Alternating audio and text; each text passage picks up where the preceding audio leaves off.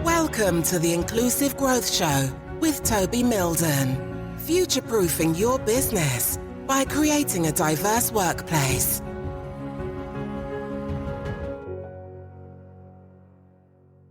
Hey there, thank you ever so much for tuning into this episode of the Inclusive Growth Podcast. I'm Toby Mildon, and this is a slightly different podcast than normal because this year I've started to bring on a new team of associates. And for each new associate, I'm going to sit down with them, have a conversation with them. You can listen into that conversation just so that we get to understand a bit more about who they are and what they do. And you can get to know them. So on this episode, I'm actually joined by Cynthia Fortladge. So Cynthia, it's lovely to see you. Thanks for joining us. Thanks for having me, Toby. It's wonderful to be here with you again. So you are no stranger to this podcast because I've actually interviewed you previously. And we talked about your main philosophy, which is around acceptance without understanding. And no doubt we can talk about that again today. But today we're just going to talk a bit more broadly about who you are, what you do, and what brought you into this line of work. But let's just start off with just learning more about you. So can you just tell us about who you are and what you do for us? Absolutely. I'll make it pithy. So Cynthia Fortladge, she, her pronouns. I am a global award-winning inclusive leadership and a gender diversity consultant. So the work that I do with Toby and Mildon Associates is very much focused on the leadership development component. And, you know, we're just working on some brand new stuff, such as interesting topics like cultural due diligence in mergers and acquisitions is just some of the really unique insights that we're bringing to the table as part of our relationship. And how did we first meet? I don't fully remember where we met. I believe it was on an online event together. That's kind of the first place. And then we had a follow-up call. And then we ended up, doing a podcast that resulted in a great article. And yeah, we've just continued, staying in touch, and we've had opportunity to work together a few times. And that's been, really exciting. And now, thankfully, you've invited me to be part of Mildon Associates. So yeah, it's weird, isn't it? The world works in mysterious ways. Like we suddenly just bump into people and then you realize that something just sparks and you realize that you've got a shared set of values or a shared purpose around the work that you do. And then you just end up doing work together. Absolutely. And I think that's the beauty of this kind of work is that inclusion is for everyone. And so therefore we all bring unique aspects and insights into this conversation. And so hopefully that is, what the amazing collection of associates that you've brought to the table that I've had a chance to meet, a few of them. So yeah, I'm excited to see what we can do together. Yeah, I've tried to this year build up a really strong team of associates that have got different expertise, different lived experience. Everyone has got that business and commercial background so that we can go into businesses and we can speak the business lingo, but then everyone has got also their own unique expertise as well that they can bring to the party. What got you into inclusion work in the first place? It's a life journey. The simplest answer for the audience is I experienced after a 30-year corporate career where I was vice president of IT and CIO, so a C-suite role. I ended up leaving that role under a non-disclosure agreement with a settlement because of how I was treated.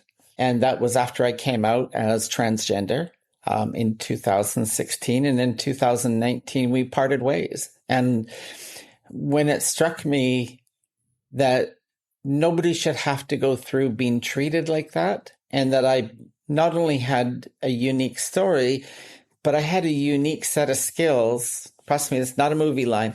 I have a unique set of skills where I can help organizations ensure they don't repeat for any of their employees the kinds of experiences that I went through. So combining, my depth of leadership experience, now my decade in gender, equity work, which includes in the women's movement as well as in the LGBTQ plus movement.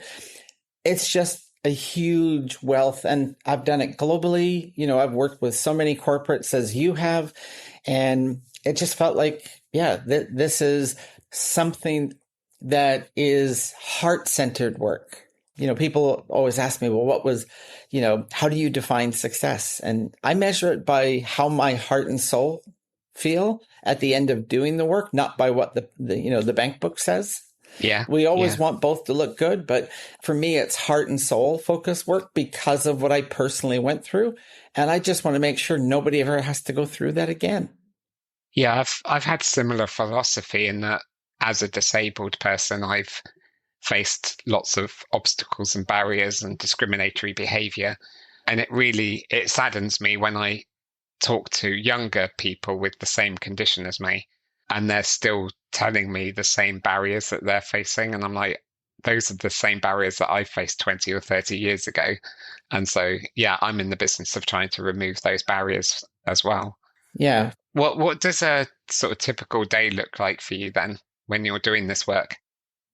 Well, I mean, if it's like these days, it's you get up, you get your day started. This summer, I'm spending quite a bit of time with what I love to call my furry flatmate. When I'm in London over the winter, I have my furry flatmate comes and lives. And so our routine is we're up out the door by 7, going for anywhere from an hour to 2-hour walk. It's a great way to clear the mind, start the day. I come back, I get ready, have breakfast, catch up on the news, and then dive into the work, which a lot of it's centered around thought leadership and, creating that basis of demonstrable expertise that I'm doing constantly. And that, of course, manifests in many different ways. But at the end of the day, it's really, through that. And then, obviously the outreach, both directly and indirectly, a lot of networking will happen kind of throughout the week, just trying to connect with others and, be able to find out what kind of challenges people are having so that if I'm not already addressing that in the work that I'm developing, whether it's creating a workshop, whether it's, turning it into some articles, whether or not it's actually creating a deep dive research report, or it becomes the basis of writing a new book, whatever that may manifest, that's really where it kind of comes into play. And a lot of that's driven by what I'm hearing and what people are talking about in the pain points, regardless what kind of networking event. Everybody's always talking about inclusion because it impacts everyone. Absolutely. You might have touched on this already, actually, but, what is an inclusion myth that you often challenge? I probably run into a number of different myths throughout, but they're really founded on two aspects. One is, from a transgender perspective, and there's a number of myths to deal with it. I always find it amazing that people have these preconceived ideas. We know a lot of it shaped by, the headlines and the news cycle and what we see in the socio-political space these days. And so there's any number of kind of messages that come out. And the answer to that is that we simply just want to live and exist. And so when they see that I'm doing that, they kind of go, oh, well, that's not what I thought, right? So and the other one is in the leadership space is a lot of people still confuse management from leadership. And the realization, the way that I try and simplify it is think of management as the formal title and the systems and processes that are given to a person, maybe measured by a KPI that they have to accomplish as a part of their job. Where leadership is developing the soft skills that help people, your employees, unlock the discretionary effort that every single one of them walks in the door with. But unless you and your managers become leaders, those leaders need to create the right environment to allow those employees to feel safe so that they unlock that discretionary effort. And we know from studies that's about 15% of discretionary effort that you can unlock for your organization if you just get the leadership part right. It's not management, it's leadership. Yeah, definitely. And whenever I do inclusive leadership workshops, I like to talk about Maxwell's leadership, the 5 levels of leadership. Mm-hmm. And what Maxwell says is that when you're at the pinnacle of leadership at the top of the pyramid, it's all about empowering other people, lifting other people up, and, well, developing other leaders. So whereas if you're at the bottom of the pyramid, it's all about authority and people have to follow you, whether they like it or not. Absolutely. Simon Sinek, the American business consultant, right? He's known for his, people buy, why you do what you do, not what or how you do it. And, one of the things that I love that he talks about is being a leader is probably one of the most intimate things you can do in business because of your effort to develop those relationships and connections with other human beings. And the responsibility of that leader is to care for those people, much as a parent might care for a child. And it doesn't mean in a, paternalistic manner. It means showing the care for those people. And that means being inclusive. And being inclusive is, akin in some ways, at some levels, like allyship. And allyship is about creating a relationship which is founded on 3 very important but simple concepts: consistency, accountability, and transparency, right? Which builds trust. That's it. Yeah. So would you say those are the 3 things that you wish leaders would do more of? Or is there something else that you think leaders should be saying or doing? Well, I think leaders, if I look at my own lessons of what I try and help others understand, was for me to move out of what I thought I was as a leader, because I thought it was related to the title. And now I realize, well, that was management because it was formal. And the way that I have, through, my work internationally within the feminist movement or within the global LGBTQ plus movement, it's come down to those relationship skills. And so one of the aspects is a leader has to learn to fight what I've been taught is their ego monster, right? And they need to be able to bring vulnerability, not as a skill of weakness, but as a skill of strength in order to actually open themselves up. I think too many leaders are afraid of that. So that's, vulnerability, being open to that skill of vulnerability is one of those things. Those 3 words, right? They're really the key words on building a relationship that we call allyship. And so for all individuals, you need to think in terms of allyship for all of the people you work with, which means if you don't know them and you don't know what kind of barriers they may be facing, because perhaps they have invisible barriers, then that's part of your challenge, is that you have to create the empathy, the space to have that. So within allyship, I would say let's build empathy as a key component. And then finally, the realization that, this journey is about others, not ourselves. Even for me, I reflect on my journey as a parent and the realization, my eldest is 32, my youngest is 28. And it's the realization that I don't care what they accomplish, what new award they got, or whatever it happens to be. I just care that they are turned out to be really good human beings doing good things in this world, not bad things. And I think in the same way that we need to look, and if we are not helping the people that we work with and that we're responsible to lead within an organization, and if we're not helping them to tap into their full potential, we're leaving a lot on the table, not only for that employee that we didn't help, but also for the loss, the organization who doesn't get to enjoy the benefit that that employee could have brought. And so, learning to tap others for their full potential would be the third and final aspect that I would talk about. How do you personally define inclusion, and has that changed for you over the years?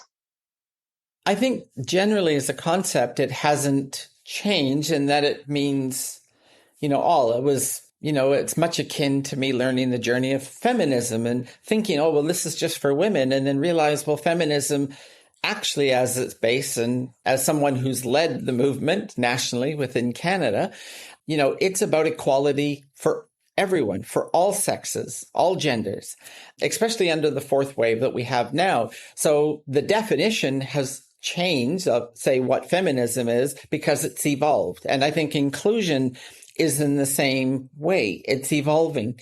Now a phrase I hear now that we didn't always talk about was, for instance, inclusion for all. Right?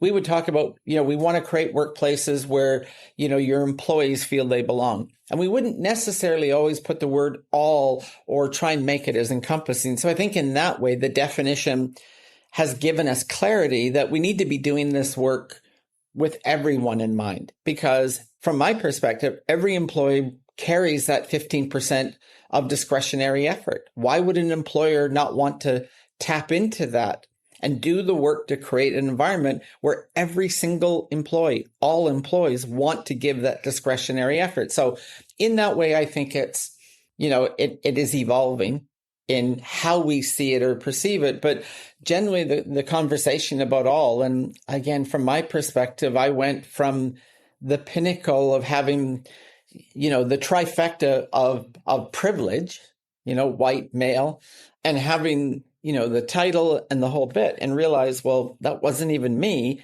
And just to simply be me, I had to lose all of that. And so the idea of inclusion, I think for me, the lens has widened much bigger than what you might have asked. If I'm carrying all that privilege and I don't have to see the world because my world doesn't show me the weakness. And I've used the analogy of, when we carry a privilege, and again, not all privilege is bad. It's not like, shame on you. It's just, no, you might have been born into a family that gave you privilege. You might have gone to a particular school. We had no decision, as far as I know, of which family we were born into, and that may have given you a particular privilege. And so that aspect is like, I always use the analogy of a horse with blinders. And it's like, when a horse is wearing, blinders or blinkers, right? They are limited to what they see. This is their view of the world. But when you can take those blinkers off and you can see the whole world, my first experience with that was, oh my gosh, is this really how the world has been working? Because I never saw it, because I had so much privilege that it was hiding. It was only when I didn't have that privilege, I could actually see it. So now I keep uncovering more privilege by taking off those blinders more and more so that I can see more and more. That's part of the work of developing self-awareness in leaders, is for them to be able to recognize what are the blinkers, the blinders hiding from them, and allow them to kind of open it up. And so that's an ongoing exercise. It's not a one and done. I do that to myself, many, many times a year as I continue to challenge myself on areas where I'm not as much of an advocate or ally as I would like to be. Yeah, it's constantly work in progress. As you were describing that metaphor, it reminded me when I was working in corporate, I had an executive coach, and he said his job was to, it was almost as if I was looking at the outside world through the letterbox of the front door. So you get quite a limited view, and his job was to help me unlock the front door so that I got a bigger view on the world outside. I thought that was that was a metaphor that kind of stuck with me as the importance of coaching. Absolutely. So what is like a practical tip that you would recommend for building inclusion?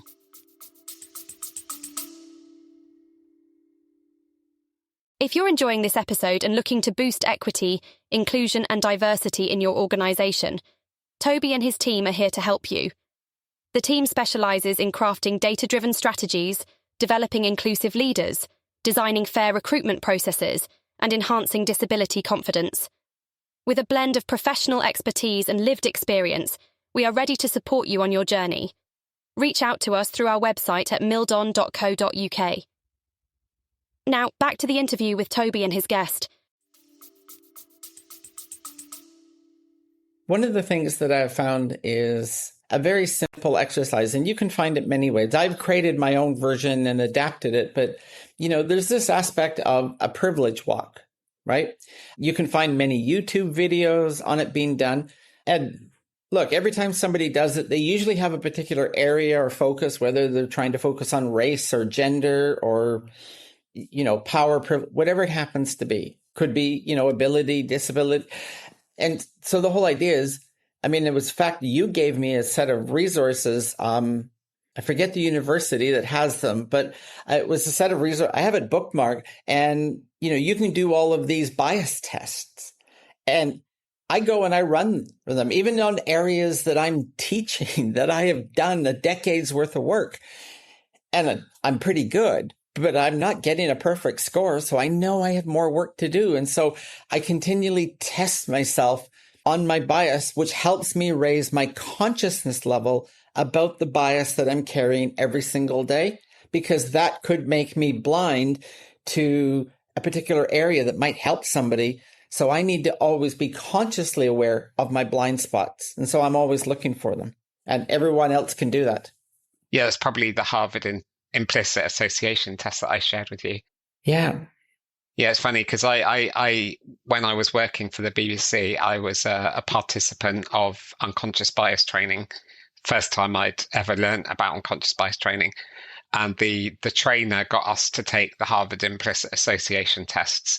And I found out I was mildly biased against disabled people, which was shocking for me because I was born with my disability. My brother's got the same condition as me. I've got loads of disabled friends. Yeah, I've got this mild bias. And then when I started researching why, I'm basically the product of the society in which I've grown up in. So I've absorbed the same stereotypes about disability. And it's almost like I've built this internalized ableism. And that's why I've ended up with a bias. And that's, with me being disabled. Yeah, I hear you, because I have the same aspect when I do the gender and diversity. And you would think somebody that's nationally led the movement on behalf of all others has got this nailed and perfect, but we're human. Yeah. We're human. And we are subjects of a system that teaches us in many ways through many different layers. It's not just, we went to uni and it's happened through our entire life. And we have bias. We need to keep unpicking and unpacking. And that's how we become better human beings. And when we're leaders, that's how we create better organizations and ultimately better systems. Definitely. So can you just explain to us the workshops that you run for us? Absolutely. So they really focus on a multi-stage approach, really develop kind of the 4 Ps. So it's about kind of, creating awareness. And then once you create awareness, it's about taking that and kind of putting that into practice. And then when you've got that kind of beginning to practice, you need to know kind of how you overcome what you find practice isn't making you perfect at. And so the next one is you're kind of perfecting those skill sets through, other tools that we bring into it. And then finally, the last one is really when you are on your journey of developing your leadership, it's really about creating and articulating who you are as a leader. And I always like to think of it as something that's aspirational. And so the outcome at that final piece would be, for instance, creating a leadership agenda. And the leadership agenda is a basic document that kind of says, this is the kind of leader I am. This is what I stand for. This is how I lead. And, this is kind of how I, like to interact or to help people. And when somebody wants to deal with you, in my experience in an organization, rather than kind of like have your name on a door kind of analogy, where I was at in one place, they had the leadership agenda on the door. So when you wanted to go see a leader, before you walk in, you can see the type of person they tell you they are. That's powerful for, especially, employees who come into, someone that maybe it's their direct boss, maybe it's their boss's boss, whoever it might be, but they're walking into an environment, and that process of creating that and publishing it within an organization is about creating a level of accountability. So if you as a leader are not behaving in line with who you've told everybody you are, somebody can kind of go, excuse me, that doesn't seem in line with what you say on the door. And so it's to do it, the leader has to own their vulnerability and be able to step up and take that accountability very publicly, because that's what they're actually declaring, through the process. And so to get there, all of the sessions help build a leader up to have all of those skill sets necessary in order to actually execute on their vision of the leader they want to be. They sound quite nice, logical steps to go through if you want to develop as a leader. Yeah, absolutely. I modeled it after training that I was put through myself through my corporate days. But what the training that I was given did not include was the idea of inclusion. It was assumed and unwritten, much as, a patriarchal set of rules of the way we operate behaviorally within society also dictate, some of that. And so what I've done is intentionally address the issue of inclusion within that. So when we look at a tool, I can point out and tell you the negative side of that tool, how it could be used for exclusion, but what we're going to do to intentionally make it a tool for inclusion is how we end up learning about that tool and actually putting it into practice. That's cool. So how do you take care of yourself when things get tough? Because it is difficult working in the EDI field. Yeah, I mean, I think as I was telling you in the prelude to this call, I didn't realize I hadn't been out of London really for 5 years. And I, arrived in 2020. Here it is 2025. And this summer, I'm on a 90-day summer tour. And it's putting me into different locales and places. And I just never realized how much weight of the everyday in London, in the space, in the UK, because I'm not in the UK right now, I'm in France. And, just the difference to live and exist in a place where those that don't know me just call me Madame or Mademoiselle. I always love it when they call me Mademoiselle. Must be a good day. The lighting's right. The reality is I've never experienced that in my 5 years in London, to know what it's like just to simply exist and be able to do what I do every day. And, there's no issues. There's no hang up. You're not having to navigate a whole bunch of noise related to it. So that is new and very refreshing for me. So I will probably do more of that. Secondly is getting out in nature, whether I'm up in Northwest London going to Hampstead Heath and walking down along the canals down near Camden. That's always very much a part of my refreshing. Always the idea of change your scenery in order to kind of change your mindset. That's always important. And a lot of, meditation or meditation-like practices come in order to kind of center myself and make sure that I'm listening to myself. I'm listening to my spirit, and that I'm staying aligned, which is very important for me. So just as we bring this conversation to a close, I've got some quick fire questions for you. So what is a book that you think everyone should read? The book that I always point to is Dale Carnegie's How to Win Friends and Influence Others. It was, as a youngster, one of the first business-like books I've ever read. I've read it 3 times. I own a couple of different copies, and is a foundational skill that they don't teach in school that I think everybody should have. And who is somebody who has influenced your work? Oh, well, I would say initially it was all the women that I met when I realized the world was not as equal as I thought it was. They have influenced it.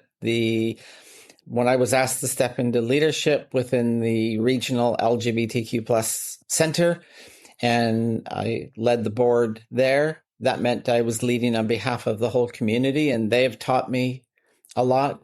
My dad taught me a lot about business and how to behave in business. But my kids have taught me a lot about how to be a good citizen, a better citizen than I was as their parent before. I now am learning much better ways. And what is a skill that you're working on? I still don't think I'm a good enough anti-racist, and I need to keep doing more work to be anti-racist. And what's your go-to comfort activity? I have a couple of really guilty pleasure on Netflix that I just turn off my brain and I can just sit and be entertained. That or dancing. I love dancing, and dancing's an escape. And finally, what's one small thing that brings you peace? It's going to sound really corny, but when I look in the mirror and I see who I am now, I love who I am now. It just brings me complete peace that I've never knew for over 50 years of my life. And that's a gift every day. It is, yeah, because that's beautiful because you radiate that energy out to other people. Yeah. And what else would you like to say to the person listening to us right now as we bring today's conversation to a close? Well, I can't believe we didn't get through a conversation, and I didn't once mention acceptance without understanding, so I think I have to. I am very spiritual by nature, and that spirit brought me to acceptance without understanding during a very dark part of my life. And I have learned that it's not just about me, that it's about everyone, that we are all human beings, and we are all so beautifully complex that we are beyond understanding. And the only choice we have is to accept another human being as to who they tell us they are, because chances are you're still on your journey figuring out who you are. And so all we can simply do is accept each other as to who we know we are in that moment. That's acceptance without understanding. Amazing. And we actually did a whole episode on that. So if the person listening to us now wants to go deeper into that philosophy, then please go back to the previous episode that Cynthia and I recorded together. So, Cynthia, thanks ever so much for joining me today. It's been lovely to catch up with you. And I'm so pleased that you've joined our team of associates and that we're now officially working together.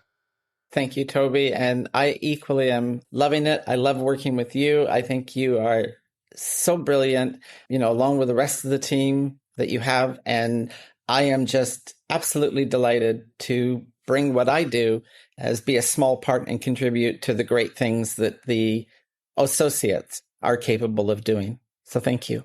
You're welcome. Thank you. And thank you for tuning into this episode of the Inclusive Growth Podcast with Cynthia and myself. Hopefully you've taken away some ideas and inspiration that you can apply to your work. And if there's anything that Cynthia or I can do to support you in developing inclusive leaders in your organization, then please do reach out to us either through the website, mildon.co.uk, or you can connect with Cynthia or myself on LinkedIn and send us a message on LinkedIn. Look out for the next episode, which of the Inclusive Growth Podcast with another fabulous guest, which will be coming out soon. Until then, take good care of yourself and I'll see you soon. Take care. Bye-bye. Thank you for listening to the Inclusive Growth Show. For further information and resources from Toby and his team, head on over to our website at mildon.co.uk